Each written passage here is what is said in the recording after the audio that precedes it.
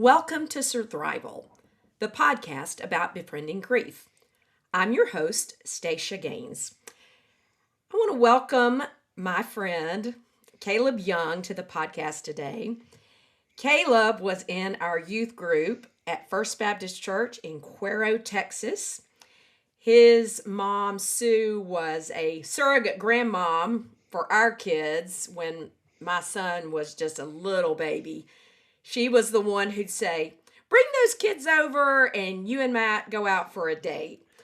And Caleb also was part of the deer pasture group that my husband Matt went out with some students. So, Caleb, welcome to the podcast. Thank you, Stacia. Thank you for having me. Don't forget, I am the one that introduced your children to the medieval log through the door when I did the tree job at y'all's house, and I knocked down the little shed because I mistied a rope doing tree work, and I I had battering totally rammed it forgotten through that. there, and the kids were just sitting there. I'm glad they enjoyed it. It was not a fun day. But no, thank you for having me. What is say, long time listener, first time guest. I've listened to every single one of your podcasts in the last probably six days, 6 to 10 days, and so I'm caught up and ready to go. All right. Well, tell us about yourself. How would you introduce Caleb to the audience? Well, my name is Caleb Young. I'm from Cuero, Texas originally. I live down there now. Um, I grew up on a ranch in Cuero, and I did all the ranch kid stuff. Uh, Country boy. Um, Went to A&M. Um, Traveled around the world a couple times with construction and oil field jobs, shipyards, stuff like that. Been to some places that no one else has been with the oil field. Just kind of had my adventures. I have two kids, Emma and Eli. One is an 18-year-old girl, and my son is a 14-year-old boy. Um, Emma is more like me. Eli is like his mom. I am divorced. Um, my first wife, my kids' mother, is a big part of my life. We're very good friends. I'm very good friends with her husband, my kid's stepfather, and I think that's one thing that needs to be positive in a kid's life is that. But I run a company called Caleb Young Services. Imagine that. I do property cleanup, property maintenance. I was telling Stacia earlier, I actually deal with a lot of widows that are going through grief and things like in Hoarders, the TV show, things cause grief, cause reactions. They're a stimulant for memories. Right. And I have to deal with that on like a weekly basis with some of my customers, male and female. Do you remember your wife had this or your husband had this? I need to get rid of it. It's bad now, or it has no use, and you've got to kind of fight through their grief and help them with their grief. Some people want to cut something in half with a skill saw and tear it up with the tractor, or other people want it handled very carefully. It's going to go to a good home. It's going to go be used somewhere else. Um, but um, but yeah, that's me in a nutshell, pretty much. Um, yeah. We thought that we had finished with the subject of suicide. And then Caleb reached out to me on Facebook Messenger and said, "Hey, I've enjoyed your podcast." And the more we talked, the more I thought that he would be an excellent guest to have on the podcast. Before we got to Cuero, Caleb lost his older brother to suicide, and it was, I think, probably one of the big markers or milestones in your life that really affected who you are, who you became. And so this episode is about suicide. And so if you have young listeners or you feel like this might be a trigger for you, just fair warning that that is the subject matter of this episode. So, Caleb, tell us about losing your brother, Ty, to suicide. Okay. I'll give you just a brief, kind of bring you up on what it was. So, um, my brother was 17. I was 11. So 6 years age difference. Um, in in my eyes, he was tough Hedeman. He was the rodeo cowboy. He was the the uh, the crocodile hunter. He was Jim Bowie, Davy Crockett, Sam Houston. Everybody rolled into one. He was the guy that knew everything and took me on adventures, and we did everything together. Um, he had moved away for his senior year in high school to Granger, Texas. It's Mm, just north of Austin, um, by Taylor area. And then he had come down for a weekend on a party, December 7th, 1991. Um, my parents and I had gone to a another party in a different town, had come back probably late, and then Ty had been out at a pasture party. Those of you that are not from the South, uh, Google search what a pasture party is. It's rambunctious teenagers out in the middle of nowhere with usually barbecue, four-wheel drive trucks, and alcohol. Sometimes firearms if there's usually minimum alcohol. But um, so Ty was inebriated. He was intoxicated. He we know this now. Afterthoughts are hindsight's 2020. We know that Ty was possibly bipolar and definitely ADHD and possibly even slightly autistic when it came to certain things. But not a picture of mental health, a healthy body on that or mind. In 1991, it was not a thing. I was barely getting diagnosed with ADHD and so it was still, I guess, in the infancy for teenagers and youth to be depressed, bipolar, schizophrenic, borderline personality disorder, all the new words they have. Um, he he was not right in his headspace, as they say now. He was not okay with himself, because of Did you having all a. did you all know this? No, not really. It's like I said, a hindsight 2020. You can tell by the actions taken, and by kind of his general mood from later on in life interviews or discussions with people that were around him before it happened. Okay. Ty was coming home. He was intoxicated, and he he went through a stop sign. And this is a story that I've been told all my life. Is he hit a gentleman on a motorcycle? Okay, and he was very scared. And it depends on who you ask. It was either someone told him you killed the guy, run away. Somebody told him that was um, it, it's hard to determine what was actually done and said, but the end result is that Ty believed he had killed a person, vehicular manslaughter while intoxicated, and he carried a gun with him. He was an avid hunter. He carried a pistol with him, and he returned to our home at 2:30, 3 o'clock in the morning, um, which is really weird because at 2:30, 3 o'clock in the morning, almost every morning I wake up. It's the witching hour. Mm, It's a weird time. Um, but and he took his life in front of our house in his vehicle. And then I think my dad found him later on in the early morning, and from there it was just kind of chaos with crying and all kinds of stuff.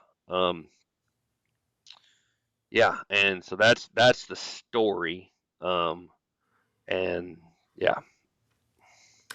so from what you said, it sounds like you had a little bit of hero worship of your older brother, that he knew things, he was strong, he was tough. Oh, absolutely. He was 10 foot tall and bulletproof, even though he was Yeah. 5'6" and 145 soaking wet. He was a starting middle linebacker for a 1A school at 5'6", 5'7", and 145 pounds, and so he was just an animal. Yeah. He didn't do real good in school, and that's probably a lot of it's the ADD, the autism, and the bipolar disorder. Mhm. Undiagnosed depression is probably what you would call it nowadays. Um, but yeah, he was 10 foot tall, and there's Uncle Ty stories is what I tell my kids. They're true. 99% of the stories I tell about him are true, even though they're stranger than fiction a lot of the time. So, yeah. Um, at age 11, what do you recall about the loss? How did you respond? Um, it was a loss. There was that in my mind. It was sad. Um, it was a death. It was not a suicide with premeditated depression, or it was a death that was logged as that in my brain, and then there was just sorrow everywhere. It's in the month of December, and so Christmas is ruined for years afterward, just because of that's the time of year that it happened. And it's things stopped happening that were family things because Ty wasn't there, and it wasn't a family anymore. And so I will say this, that I had a family friend of mine that at the gravesite I was still just kind of unknown of what I was doing. I was just wandering around, and they asked if I could just come hang out with them for 2 or 3 days. And so I went to a friend's house for 2 or 3 days, just kind of get out of my house with all the family in for the funeral and all the grieving process and all that. And so it kind of gave me an escape to do it, which, you know, everybody grieves in a different way. There's 100,000, I don't know how many people there are on earth. There's however many that is of people, styles of grieving. Yeah, Um, I say grief, and this is a quote that I read somewhere, grief is as individual as a fingerprint, and I believe it. oh, absolutely. And each person has 10 different That's grief right. types. Yeah. So, or if you're from 3 Mile Island, you've got 11. I don't, but yeah, it's every person grieves differently, and you can't force people to grieve like you grieve, or that's it's like good grief. I mean, stop. You cannot look at someone and say you are not crying enough, you are not sad enough, you are not taking that lesson that was learned, and being a better person because of that. You can't force grief on someone. You'll end up getting anger, or someone will just shut down and cut you out of their life. Yeah. How did you grieve as an 11-year-old? Did you just kind of ignore it, or did you just distract yourself? Because how can an 11 Everything, year old really understand everything. death? I'm gonna say that I did everything. I never cried really in front of parents, or anybody else. Um, I But didn't you really did talk cry? about it. Nope, nope, You not didn't cry. much, Okay. hardly at all. Nope. And to this day, I mean, to this day, there's only like a handful of stuff that'll make me cry. It's like movies where the dog dies, stuff like that, like Marley and Me, and some of the military movies get me now because it's yeah. But no, yeah, it was a crumple it up in that black ball, put it in your stomach, and be a man at 11 and just go on about your business. But I grieve kind of how I worship God in a different way. Like I find God in nature way more than in a building. I'm uh, my grandfather was a Southern Baptist preacher and a church founder in Wimberley, Texas. And I said, Grandpa, I said, is it the same God that's in? This is me at like 10 or 11 years old. Is it the same God that's in the mega church with 10,000 people as it is in that church at Terlingua, Texas? It's got one person in there worshiping. He goes, yep. And I said, does it matter where I worship? He goes, nope. He goes, I said, all right. I've got it on authority from him, and if he said it, that's the The law. I'm not. gospel truth. Yeah, and he was one of the greatest men I've ever met or known. Um, Mm, he had to bury his grandson. mm, He officiated the funeral of his wow. grandson, and he bawled. Here we go. All right, he bawled on the pulpit when he was giving the sermon. Um, and we had Ty had an impact on a lot of people. Sorry if I'm rambling, but Ty had an impact in people from everywhere. There was standing room only at First Baptist Church in the sanctuary and in the foyer outside.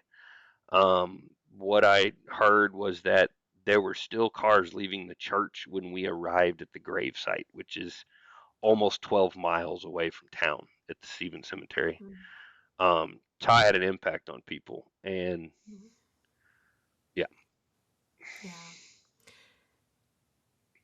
Caleb, you are the quintessential Cuero man, right? And for those that don't know Cuero, Cuero stands for what? Cowhide in So the Spanish, is Chisholm that right? Trail start. It all right. Here you go. This is All my right. how I'm the most Texan guy in Texas, you know. But so Cuero stands for rawhide in Spanish, and what it was is at the beginning of the Chisholm Trail, um, the cattle drives would come through the area, and there's a pair of creeks called Cuero Creek up north of Cuero itself proper, and they're very sandy. They're very very sandy, and there's it's not quicksand, but it's you better be kind of fast sand.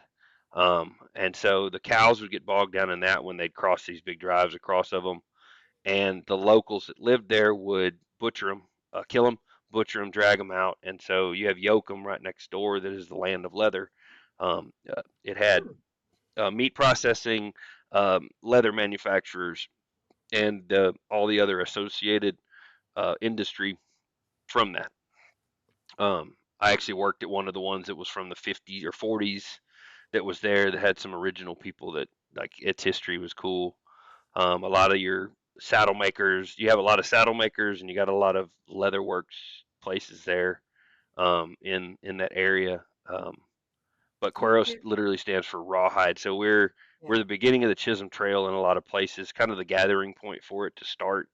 We're at the top of the coastal plains where all the cattle came from when they started gathering them up.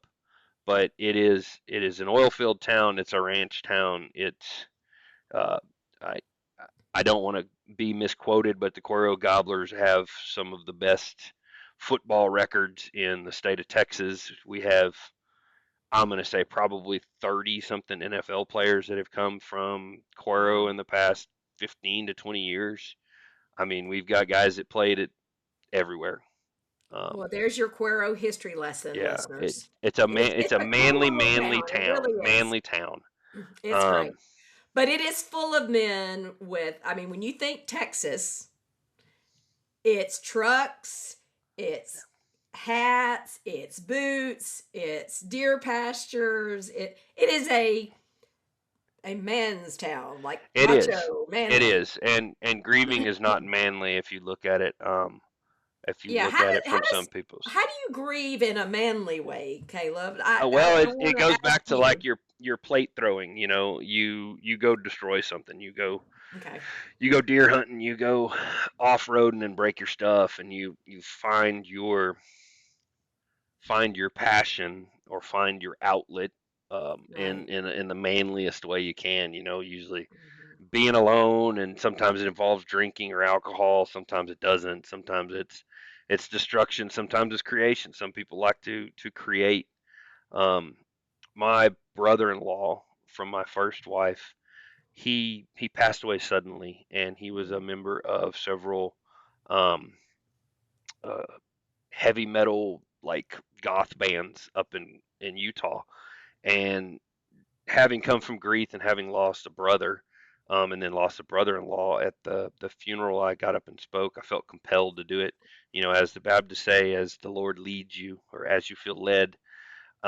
And I challenged all of his compatriots. You know, here I am, cowboy boots, jeans, and a cowboy hat at a funeral, and there's guys in black goth stuff and all that kind of heavy metal gear, and I'm challenging them and I'm saying, look, take your grief, take your stuff, and use it for your art. Do whatever with it. Use it as a Mhm. power. It's a power source. It's a tool. You and I had this discussion earlier. Grief is a tool. You either use it to destroy yourself or you use it to heal yourself. That's And what did I say? It profound. was Sisyphus. Yeah. Sisyphus, the guy that the Greek god that, or the Greek person that pushed the rock up every night, and then it would go back down in the daytime when he woke up. And it's that every day you got to get up, put that grief up the hill, Yeah. and then grab it again the next morning. But yeah, you got to use your art, use your tools.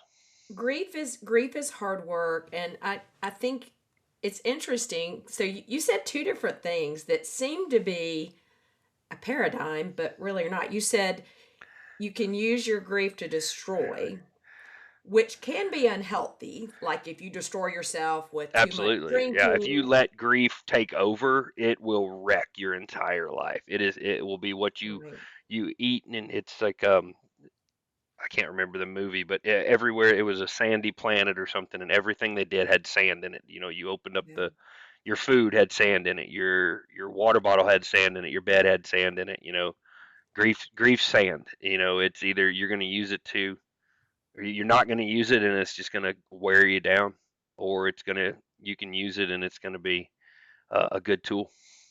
But Caleb, you there are also people who just decide not to deal with their grief. They just ignore it. Yeah, And yeah, I say that if you ignore your grief, it will find you. It will ooze out of you in ways that you have no control over. And healthy grieving, and you also said destruction. Like, so you said to me, the job that I have right now is the perfect job for me. it is. Describe I your get to job and how I that it can well help with grief. a lot of my so here's some backstory with Matt. I remember having a discussion at a bonfire party for the youth group, and Matt's like, "So why do you like fire so much?" I was labeled the pyromaniac of the church group for well-founded reasoning. The, the evidence pointed directly to what that was. I was a pyromaniac. I enjoyed fire and playing with it. But Matt literally asked me one night at my grandparents' place up in Concrete, Texas, at a burn party or a bonfire. He's like, "Why do you like fire so much?" I'm like, "Well, because I can control it. I can output something, and I get to control where it starts, how it begins, and then Mm.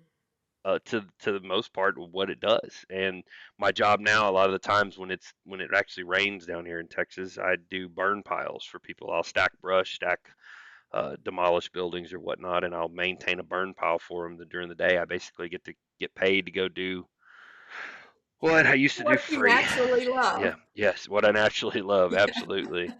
But no, it's Matt always made me feel profound things because I think his analytical brain needed to know why. He needed Yeah. to know that answer to that question. And some of us, I think Matt wasn't a fish out of water down there, but Matt just didn't is a different world down there. Yeah. And for listeners who may just be tuning in for the first time, Matt was my husband, and he was the youth minister and the music minister at Cuero, but he had really deep relationships with a group of guys that Caleb was a part of. Yeah, it was more of it was definitely a mentorship thing with Matt Mhm. and a you know, how do you get he was that youth guy that I always held every other youth person to or Mhm. minister or whatever to. And so many people that I've been around that are in youth management, I guess, they paled as comparison. I've Oh, all everywhere I've gone, I'm like, nope, this guy's not Matt. Oh, nope, he doesn't do music right. Nope, he can't. Nope, nope, nope, nope. oh, And I so I'm love like, that, Caleb. Matt enters my head every time I enter um, a sanctuary or something, and I listen to someone sing. I'm like, did you say a watermelon back there? So I'll bring you up on that. I was in choir in the youth group at church, and I was not required to sing as per Matt's instructions because I did the public speaking and I did the skits and acting part of it. So I was exempted from the singing test. And Matt would always say, if you can't, my dad would say, who was a beautiful singer, if you can't sing good, don't sing. My uncle would say, who was a horrible singer, if you can't sing good, sing loud. And then Matt would say, just don't sing, say watermelon, watermelon with your mouth while the tune is going. And it appears you are mouthing the words to the song. Um, they will always hear a bad part of a song coming in. They will never hear a non-existent part of a song coming in. I love it. I love But it. Thanks for remembering that. oh, absolutely. And I'm sorry I couldn't come to the memorial service, but I hope what I wrote helped with Matt and Yeah. helped with that memory. I loved that. Listeners, at Matt's service, I had his former students just send in quotes, things that meant a lot to them about him and honored him. And so, in addition to pictures, we had quotes from different people from all over the world. And it was very meaningful. It was very comforting to me to know how he made a difference in individuals' lives. Yeah, yeah. I'm a not a funeral person. I could care less. I always utter the quote, and I'm sure people think I'm a jerk for it. I'm like, look, the dead don't grieve the living. We miss them, and that's what we're grieving for. But Yeah. they don't. They're somewhere else. They're somewhere better. They'll look back on us and say, okay, all right, time to move on. Get on it. Which comes to Yeah. my next point of being a manly man and gender Yes. roles when it comes to grieving. Yeah. You've got to cry. You've got to let it out in your medium and your method. Like I said, or the sand will eat you alive. It'll grind you down to nothing. Um, but you've got to do it your own way. Counseling helps. I've had several decent counselors. I've had really good counselors over the years. I went in for one thing thinking that was the biggest problem in my life, and I came out with that's not actually the problem. Here's your problem.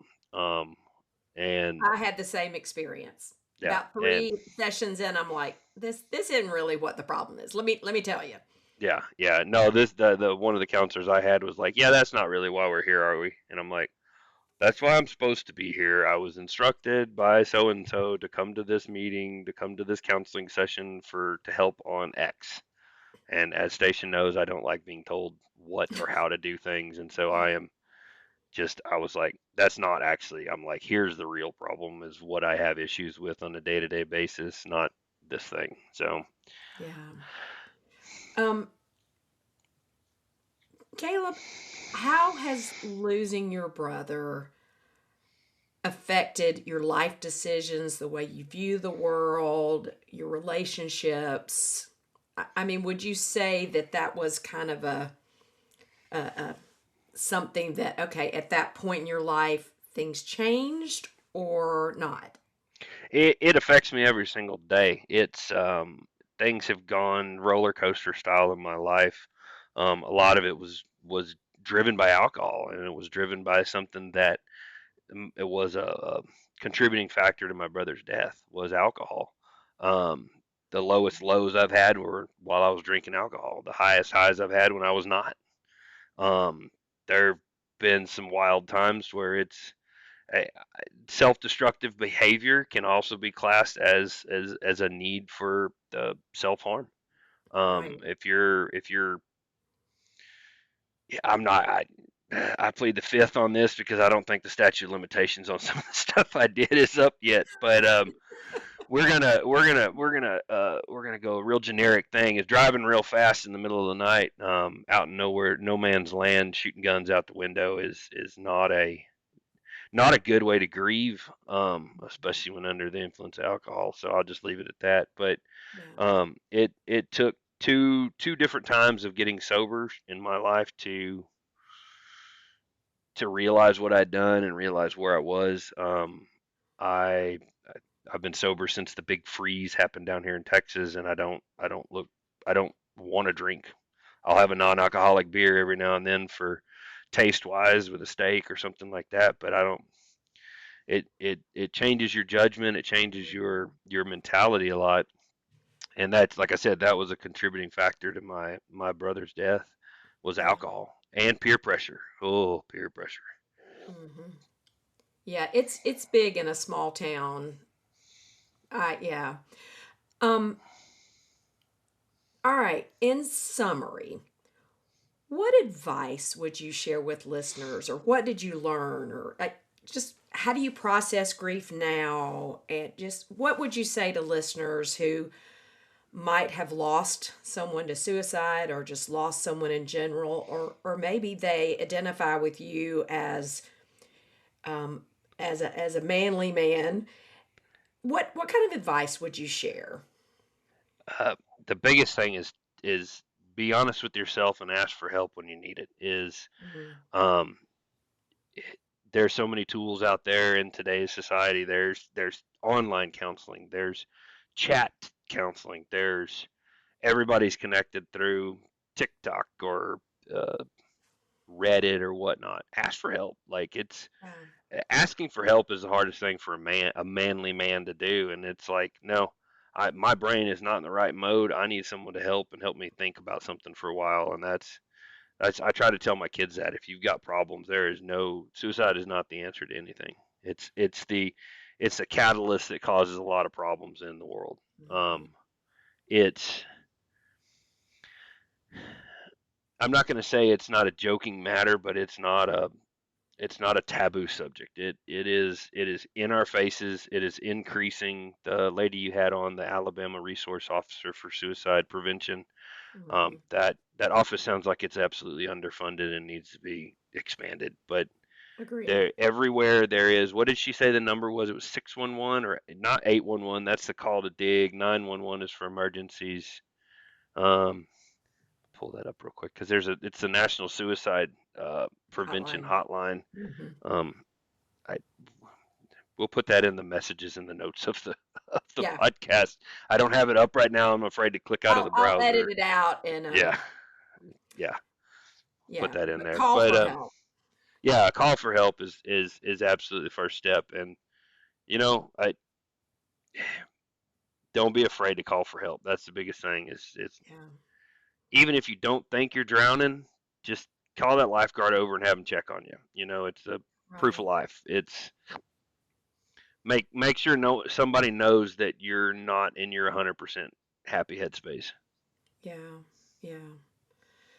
When did you do that? When did you realize I need help? Or has it been multiple It's times? just it's been an ongoing process. It's Hmm. like sobriety will do that to you. It'll help you understand where Yeah. your shortfalls are. You go back, you look at your bank account, and you look at your travel history on Google Maps, and you're like, okay, sorry about that. Guess I need to stop that, and that. I'm also a very black and white person. There's no gray area with me. I'm either I quit drinking cold turkey. I didn't need to go through the 12 steps. I didn't need to talk about anything with it. I stopped. That in my head. That's it. The same thing with the tobacco usage and some other stuff. It's just like I stopped. That's there you go. And but that's not everybody. And sometimes those losing those addictions will cause depression and will lead to some of that stuff too. And so Mm. everybody, 99.100% of everybody in the world needs counseling. I'm just gonna tell you that right now. No one has a hundred. I agree. I No agree. one is 100% okay in the head. Get counseling. Um, yeah, yeah. Youth, call your friends, call an adult, call a coach, call a teacher. Uh, call that sign. Good Help. I think there's a couple apps. Good Hmm. Help. They advertise them on all the podcasts, which is really awesome. I think that started because of COVID. Everybody was at home and sad, and they go, "Well, we need some people to talk to," and so I think Yeah. they started all those online therapy, and it's just a release. Like I called a buddy of mine this morning with some stuff that I'm dealing with in my life, and I'm like, "Hey, you got 5 minutes to just listen to me complain and whine and throw some stuff at you?" He goes, "Yep." So I did that. So That's awesome, Caleb. Caleb and I have had multiple long conversations. Where were you working in Asia when we used to have Skype calls? oh crap! I was either in the Philippines or Singapore. It's probably Singapore. I was in I think Singapore it for was eight Singapore. months, and Um, y'all were in China um, hiding teaching Christianity. I mean, I'm sorry, teaching English. Wink, wink, wink, wink. no, Matt was a teacher in an international school. Yeah, but it was But yeah, interesting. Caleb and I have always had really honest, earnest conversations. And so, Caleb, thank you for having one of these on Thrival and sharing with listeners. I really appreciate it. Oh, you're welcome. Like I said, I went through all your podcasts in about 6 days, and I highly recommend it. Thank you for having me. Thank you for what you're doing. And shout out to Madison. I told Stacia the story about, Madison talked about going and having a donut at the Korean restaurant.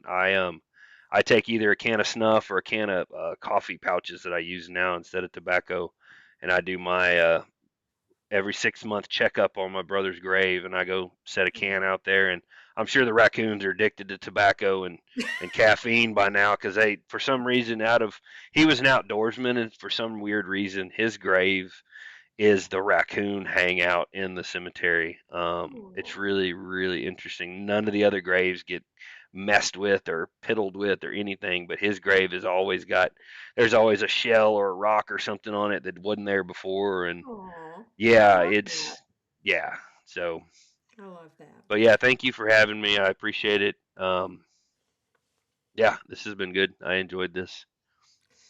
All right. Thank you, listeners, for joining us, and we will see you next time.